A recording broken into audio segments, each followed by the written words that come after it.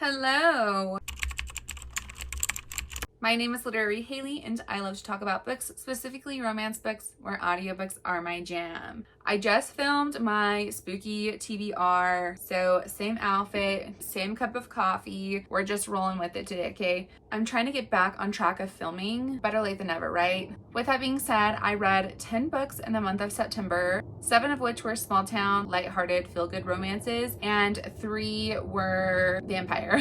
Usually I have a top 6 favorite reads of the month, but since I only read 10, I feel like every book I read this month was my favorite. I just had a really good time with all of these books and I had a really good reading month. So let's start out with the Chestnut series by Elsie Silver. I just binged this whole series with Hopeless coming out this month in the month of October. I needed to get on board so that way I could jump into that, which kind of makes me sad because I feel like everybody else had a lot longer time with the series than I did and obviously I only started it last month, so I think I screwed up there, but it's okay. I can always reread. I think Elsie did an amazing job at setting up side characters for other books in the future, which I will talk about shortly. They just all flowed so well. Book 1, Flawless, follows Summer and Rhett, and Summer is a lawyer and she works with her father's company. Rhett is a bull rider, but he gets in a little bit of trouble with a company that he's like affiliated with and they start dropping him and that sort of thing. Summer's dad, who she works for, is like in charge of Rhett. He sends Summer to basically babysit Rhett and make sure that he is doing what he's supposed to and is no longer getting himself into trouble. But I do think that Summer and Rhett really balance each other out so well. I feel like Summer was so tight and so used to being cookie cutter and Rhett was really lenient and go with the flow. We've got some of my favorite tropes in here, like one bed, forced proximity. And then a new one that I added is couples who bathe together stay together because they take a bath together and he washes her hair and it's just really sweet. I love it. And the way that Flawless ends is where Heartless picks up. Heartless follows Willa and Cade, and Willa is actually Summer's best friend. Cade is a single dad and he is in need of a nanny. Summer makes a suggestion of hiring her friend Willa, saying that she's perfect for the job. Cade trusts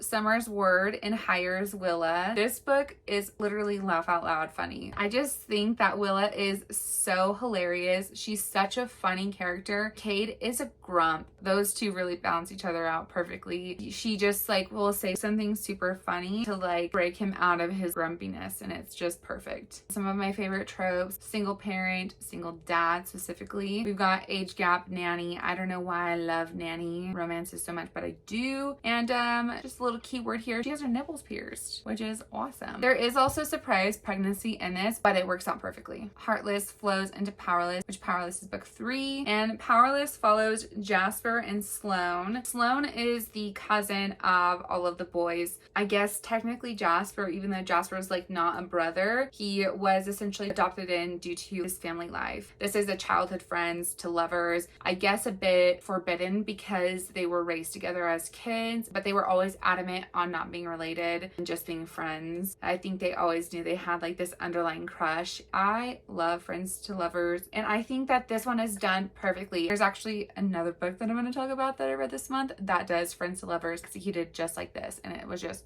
Powerless. Starts out with Sloane in a bit of a pickle because her fiance is a piece of shit and Jasper steps in and she literally becomes a runaway bride. The two escape her shitty wedding to be and they just kind of like go on this adventure together. The two end up on this road trip. They stay at this inn and they get snowed in. We got one bed, which is also one of my favorite tropes. I did forget to mention that the spice that accumulates throughout the series, it really just amps up by each book. Like each book gets steamier and steamier and steamier. All right, we've got Reckless, and just how Powerless ended, it flowed beautifully into Reckless. Now we have Theo, which Theo is Rhett's protege from book 1, okay? And then Winter is Summer's sister from book 1. So we get a glimpse of Winter in book 1, and this is basically Winter's redemption arc. And she decides to have a one-night stand with Theo, which one-night stands are also one of my favorite tropes. Surprise, surprise. Which ends up occurring in a baby. And so this is a secret baby, and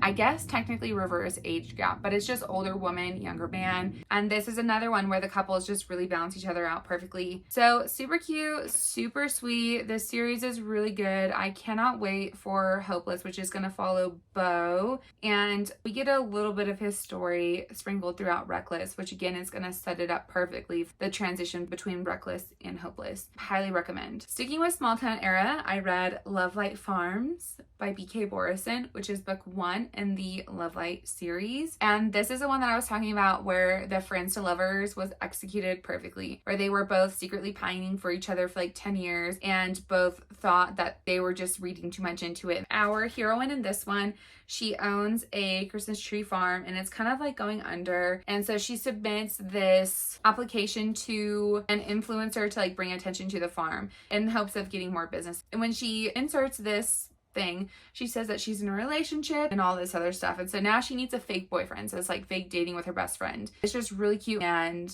perfect for the holiday season that is coming up. And I do think that Love Light leads really well into In the Weeds, which is book 2 in Love Light series. This one is with the influencer who came in Love Light Farm. So the two have a one-night stand somewhere else. Then she comes to this small town to like bring to light this farm, which Beckett works for, and she didn't know that. And so when she goes there, she meets Beckett again, and it's like, whoa, this is a little bit crazy. So this is a one-night stand, second chance, and I also love second chance romances. I also really liked how Layla was not 100% sure what she wanted to do. It's okay to change your career path. I'm literally saying Layla, and her name's Evie. Evie was book 2. So Layla is actually the FMC that is in Mixed Signals. Keeping it along within the same small farm community, we have Layla, who runs a very successful business. This opens with Layla on a blind date that is going horribly wrong, and she runs into one of her regulars who comes in all the time, which is Caleb. And since the blind date doesn't go well, Caleb offers to drive Layla home, and the two have like this conversation where they're both like, okay, I don't know what I'm doing wrong in this relationship. I don't know why all my relationships keep failing. Maybe we can like fake date to figure out what we're doing wrong. This is definitely like he falls first. He's always had a thing for her. That's why he's been a regular at her bakery. And like he ends up gaining like 10 pounds because he just goes there every day. Again, these are just like extremely lighthearted and just feel good romances. Moving completely in the opposite direction of that, I read House of Hunger by Alexis Henderson. This is horror. It's not a romance. It's vampires. It's bloody. It's gory. If you've watched the interview on Netflix, this book heavily reminded me of that movie. This is a sapphic book though, so just like the vibes are the same, if that makes sense. This follows Marion. She's trying to get out of the life that she was born into, and so she decides to be a blood maid because they pay really well, and some really creepy things start happening in the house. It's also gothic. We got a little bit of suspense within there as well. Perfect for spooky season. Moving into something way cuter, but also vampires, I read How to Bite Your Neighbor and Win a Wager by D.N. Bren. This was so freaking cute. I'm talking like kicking my feet cute. So we have our vampire who does not like drinking human blood, but he has to in order to survive. So he like breaks into these houses at night and starts drinking these people without their consent. And he knows it's wrong and he says that, but he's got to feed. He ends up feeding off this one guy. It's like euphoria hits him. Wesley has noticed that he's waking up with like these weird marks and whatever. And he's like, no, there's no way it can be vampire marks. There's no way. He ends up catching Vincent in the act. And so he decides to like make this bargain, like this deal, like you can feed off of me, but Wesley has an ulterior motive. Something happened with his mom. There is this company who's like doing experiments on vampires. So Wesley thinks that this company has something to do with it, and obviously this company experiments on vampires. So Wesley's gonna betray Vincent in order to like get Vincent into this company, and so Wesley could do his digging and like find out what happened to his mom. This book was just so freaking good. Book 2 is just as good. And book 2 is the last book that I read in the month of September. And that's How to Sell Your Blood and Fall in Love by D.N. Bren. The way that book 1 ends is one of the guys that is a scientist in the company that experiments on vampires ends up turning into a vampire himself. And so he's trying to like hide that he's a vampire because he knows that they'll take him, basically kill him and experiment on him, and he doesn't want that. But again, the guy's got to feed. Clem goes out out and starts feeding on Justin. But Justin's really familiar with vampires because he helps vampires. So he gathers blood and that kind of thing to help the community out that is potentially in danger, right? From like the scientist community. They make this deal. Justin's like, okay, well, you can feed off of me, but you're going to pay me an astronomical amount because he is helping his community, which Clem doesn't know that.